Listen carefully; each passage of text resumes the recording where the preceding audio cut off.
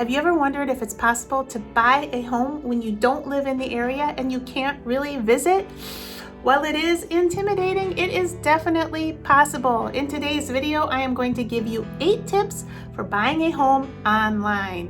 Buying a home remotely, virtually, and online may be the key to getting you the key to your future house.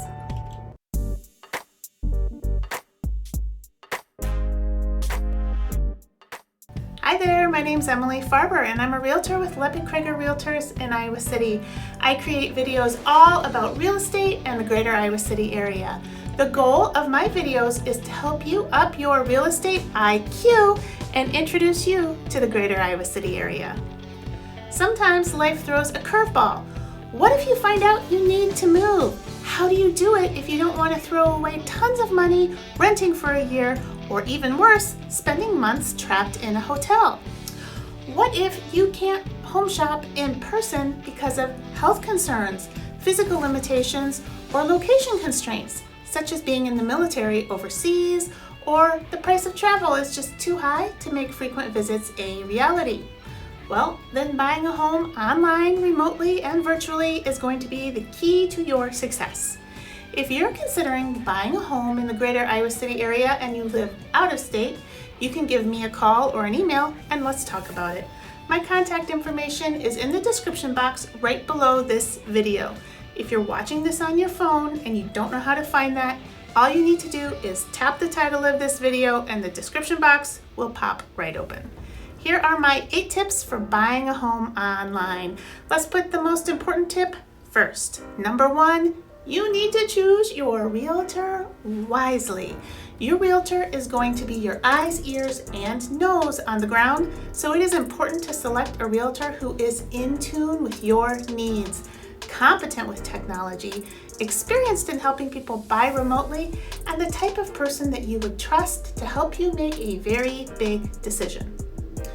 Number 2, work with a local lender. Ask your realtor for some local lender suggestions. Transactions run through local lenders tend to go more smoothly and not end up with last-minute surprises and headaches. It's been my experience that local lenders have very competitive rates and lower fees, better than national lenders, definitely better than internet lenders. The last thing you want is a financing fiasco with a lender who has no vested interest in the community. Have your realtor set up a custom real estate search directly from their MLS. Big websites like Zillow often have outdated and incorrect information, which is going to put you behind the 8 ball when it comes time to finding the right place and your negotiations on it. Number 4, use technology to bridge the divide. Your agent should be able to take you on home showings virtually through the use of things like pre-recorded video that's loaded into a video platform just for you. One of the great things about live video, such as FaceTime and Zoom, is that then you can chat in person and ask questions directly. That makes these type of video options great for reviewing comps, explaining documents, or getting the lowdown from your inspector on the property. Your agent should be striving to give you a very realistic impression of the property through all of the video. When I conduct virtual showings for clients, I give them a look at the entire neighborhood, and I don't only talk about what I can see, I'm also talking about what I can smell and what I can hear. I'm not only talking about the good stuff, I'm also talking about the not so good stuff. Because you've hired a top-notch realtor, right, who's in tune with your needs and wants, he or she should easily be able to point out the little details that will matter to you down the road and help you get a feel for the neighborhood. Things like distance to schools, shopping, bus lines, stuff like that. Number 5, if you have a trusted friend or a relative living in the area where you're trying to buy a house, you may want to send him or her out as your scout to look at your top contenders. That should really help alleviate some of your anxiety when it comes to thinking about buying a house sight unseen.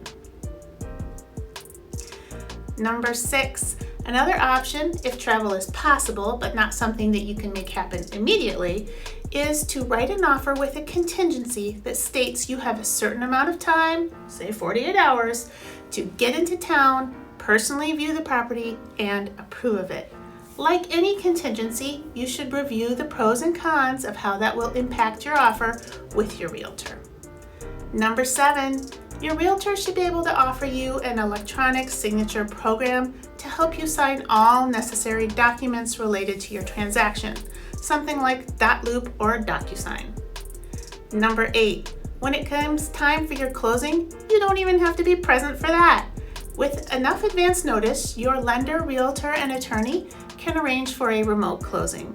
There's a couple of different options in Iowa that include things like having someone sign all documents on your behalf with a power of attorney, or doing a remote mail-in closing where you sign documents personally in front of a specified notary and then you mail them all back to your lender in time for the closing. If you're thinking about making a move and you might have to do it online, virtually, and remotely, I want to hear about it. Tell me about what freaks you out down in the comments section. That way I can answer any questions that you might have. While buying a home online can definitely seem daunting, with the right team working for you, it is totally possible and a great option if you don't have the availability to look at houses in person on a regular basis with your realtor. Hey, thanks for joining me on today's video, how to buy a house online. I hope you found it to be helpful. If you're curious about living in Iowa City, you should check out my playlist right here. It's chock full of videos all about the Iowa City area. If you found my content to be helpful, be sure to give me a thumbs up, maybe a comment, and definitely subscribe. Hey, I'll catch you later.